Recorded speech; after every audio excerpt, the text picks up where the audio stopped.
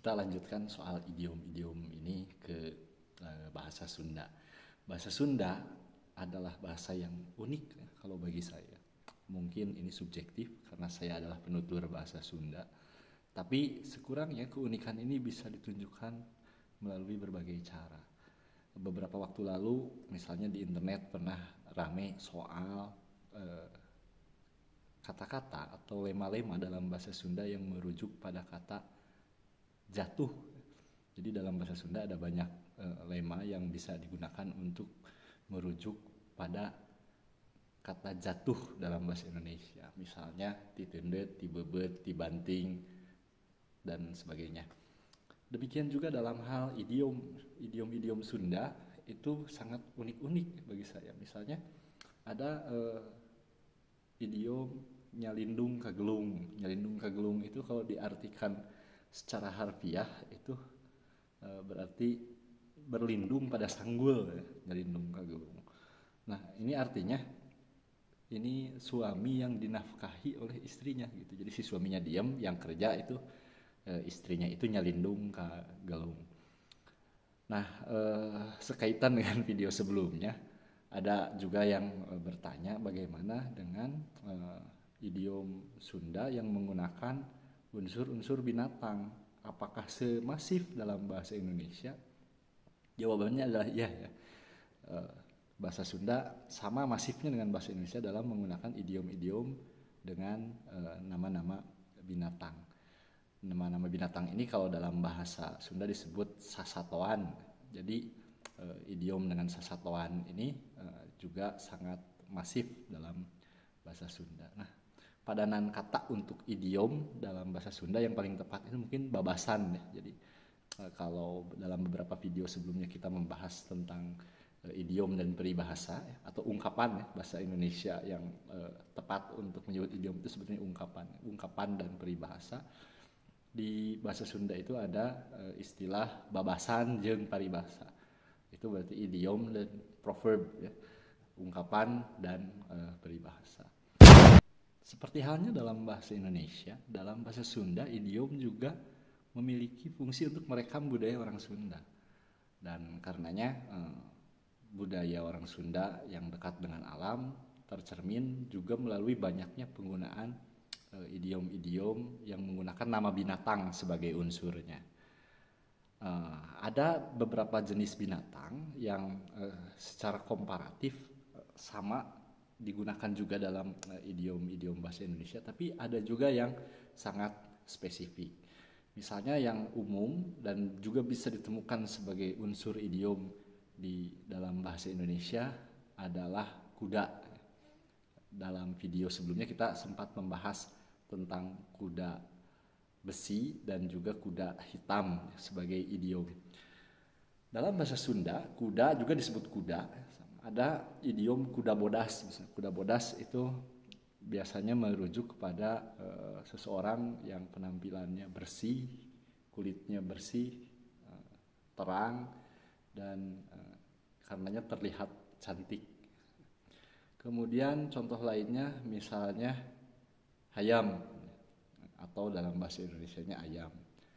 Seperti halnya dalam bahasa Indonesia, kata hayam dalam bahasa Sunda juga dipakai sebagai unsur idiom. Jadi dalam bahasa Sunda juga ada hayam sayur. Saya tidak bisa memastikan ya apakah ini adalah interferensi dari bahasa Indonesia pada bahasa Sunda, mengingat hampir semua penutur bahasa Sunda saya kira dewasa ini juga menuturkan bahasa Indonesia.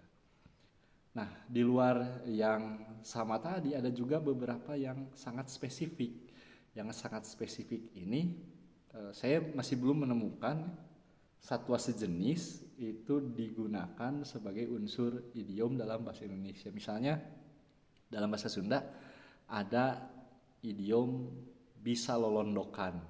Bisa lolondokan itu kalau diterjemahkan harfiah mampu seperti bunglon. Jadi londok itu bunglon. Jadi bisa lolondokan itu mampu seperti bunglon.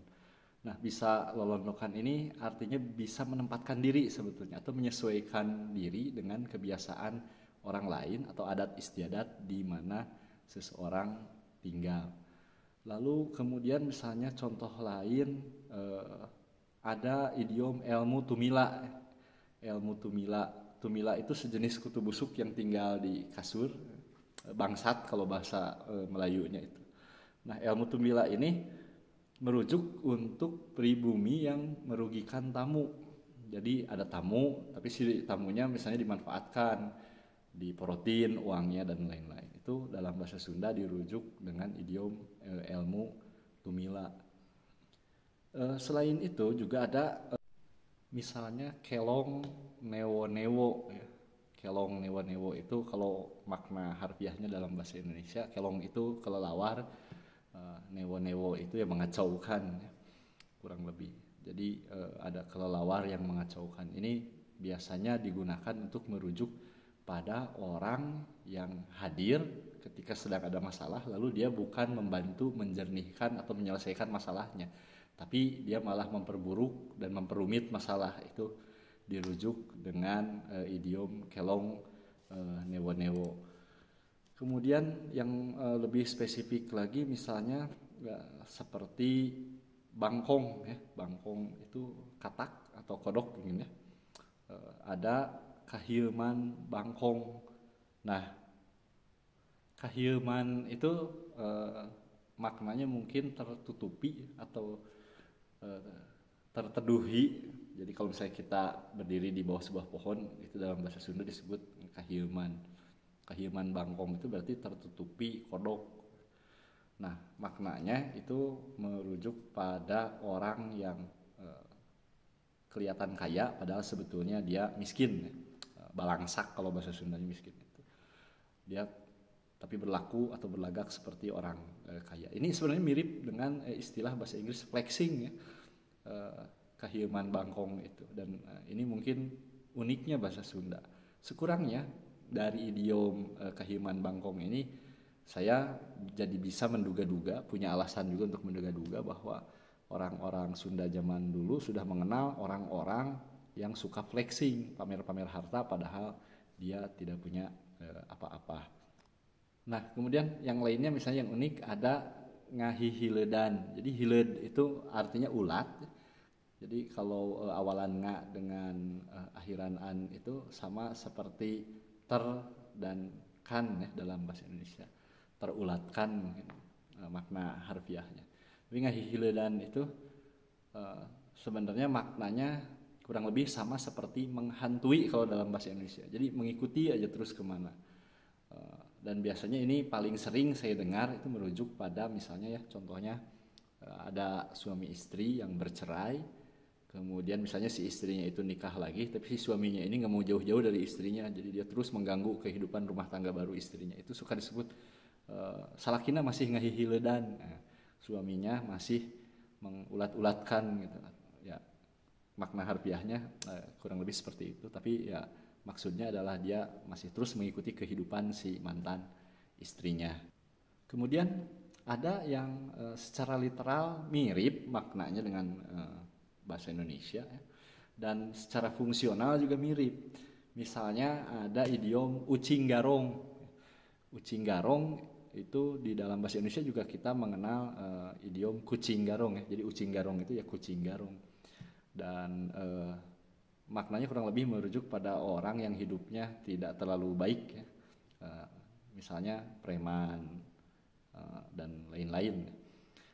Kemudian juga ada satwa tertentu yang tampaknya sangat penting dalam kehidupan masyarakat Sunda. Ini ditandai dengan banyaknya jumlah idiom dengan menggunakan unsur satwa tersebut. Misalnya yang paling banyak itu adalah maung ya.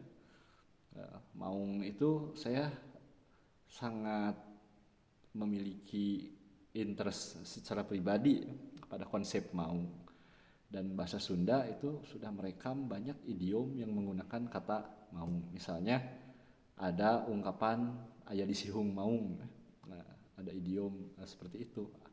Aya di sihung maung itu kalau diartikan secara literal dalam bahasa Indonesia itu kurang lebih maknanya ada di taring harimau. Jadi maung itu harimau, ada di taring harimau.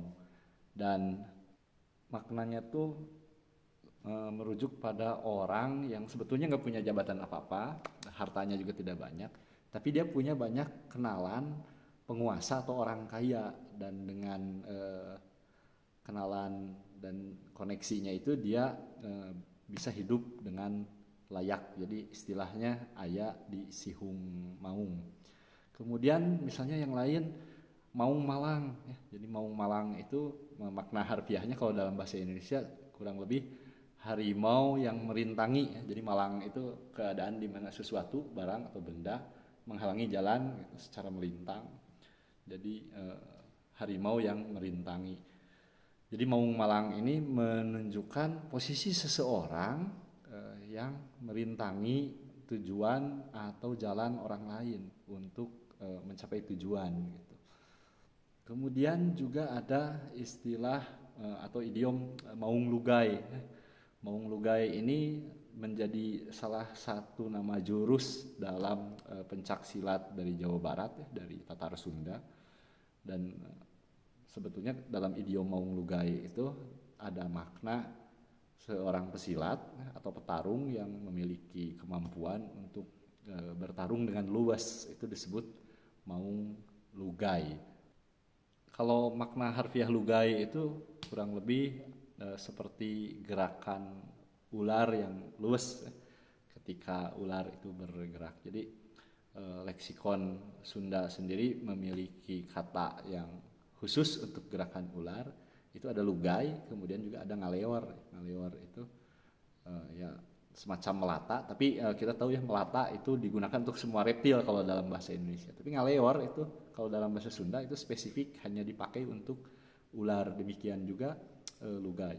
Selain itu makna lainnya adalah lugai itu berhenti, tapi berhenti secara halus gitu. Tidak secara tiba-tiba, tidak mendadak, itu kadang disebut lugai. Kemudian ada juga idiom yang ini sangat unik ya, dan sering sekali jadi bahan bercandaan saya kalau dengan teman-teman saya. Itu katempuhan buntut maung. Katempuhan buntut maung itu kalau makna harfiahnya kurang lebih sama seperti tertimpa ekor harimau. Tertimpa ekor harimau. Nah, ketempuhan buntut maung ini sebenarnya padanannya kalau dalam bahasa Indonesia sama seperti kambing hitam. Jadi merujuk pada orang yang dipersalahkan untuk satu kasus atau untuk satu kejadian.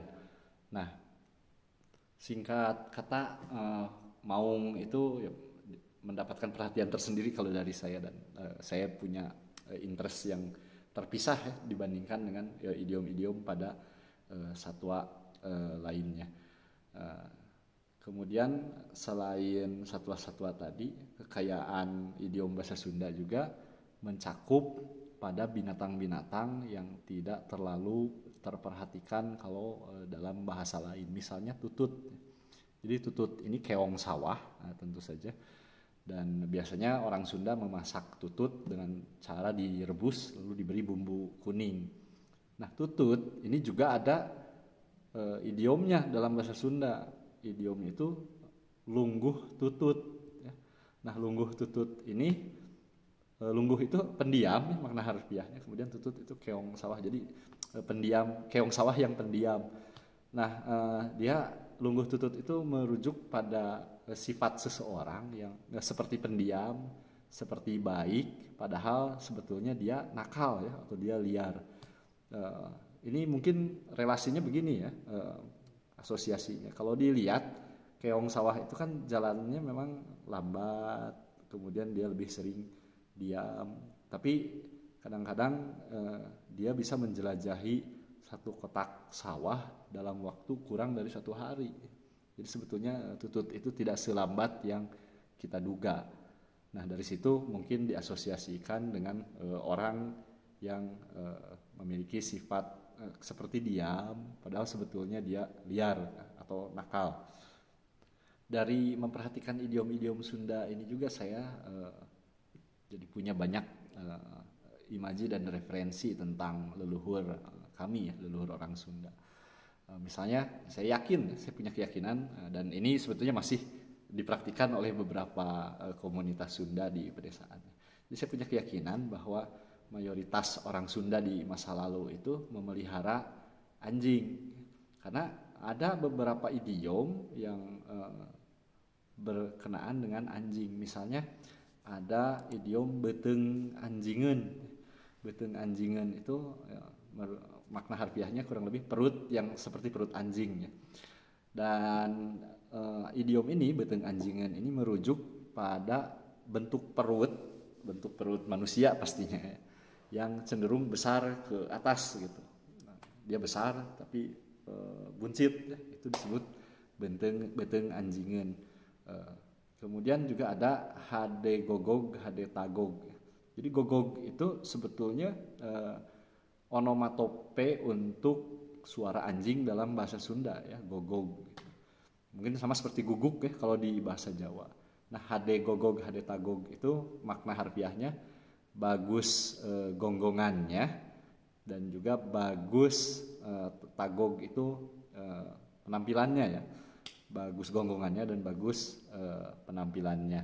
Nah, idiom hade gogog, hade tagog ini artinya merujuk pada orang yang ucapannya baik, kemudian penampilannya juga baik.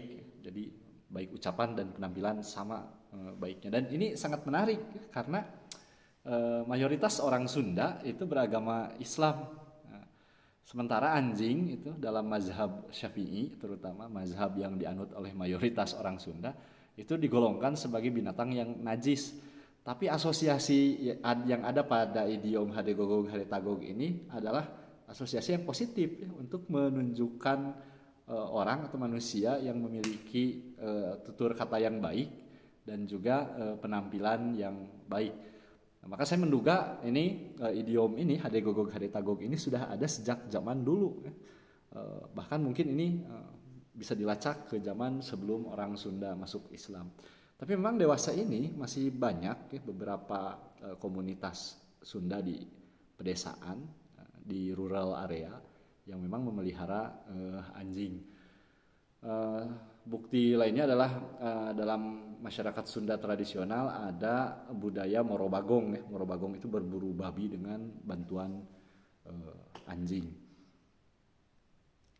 Nah, di luar yang tadi sudah saya ceritakan, tentunya masih banyak sekali ya idiom-idiom Sunda yang menggunakan nama-nama binatang sebagai unsur pembentuknya. Tapi kurang lebih di sini kalau misalnya kita bandingkan dengan video saya sebelumnya yang tentang idiom binatang dalam bahasa Indonesia, ada paralel antara kedekatan manusia Sunda dengan alam dan juga kedekatan manusia Indonesia dengan alam. Orang Indonesia, orang Sunda sebagai orang Indonesia itu sama-sama memiliki kedekatan dengan alam. Dalam hal ini ada beberapa idiom dalam bahasa Indonesia juga yang berasal sebetulnya dari bahasa Melayu bahasa Indonesia yang masih digunakan sampai hari ini. Ini juga bisa ditarik lagi bahwa kedekatan antara orang Melayu dengan alam itu sama dekatnya dengan orang Sunda dengan alam. Dan kemudian masing-masing dengan bahasanya masing-masing memberikan pengaruh dan juga memperkaya bahasa Indonesia. Bagi kami masyarakat tutur Sunda, bagi orang Sunda, kami adalah 100% Sunda dan 100% Indonesia. Kami cinta Tatar Sunda, kami sanjung Indonesia, tanah air kami.